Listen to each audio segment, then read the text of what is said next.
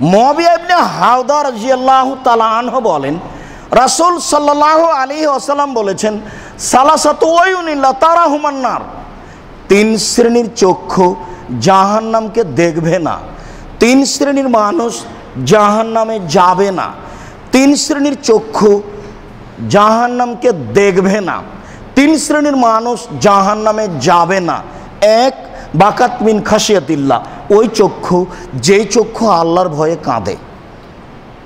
দুই, হারাসাত ফি সাবিলিল্লাহ, ওই চক্ষু যেই চক্ষু আল্লাহর রাস্তায় পাহারা দেয়।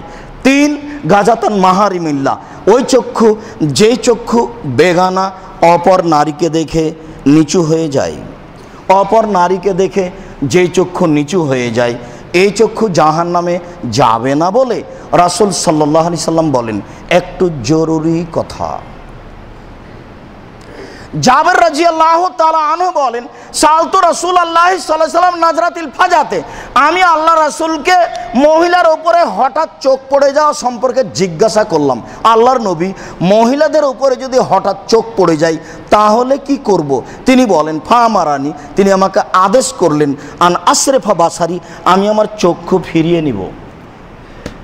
তিনি বলেন যে তিনি আমাকে আদেশ করলেন আমি আমার চক্ষু ফিরিয়ে নিব।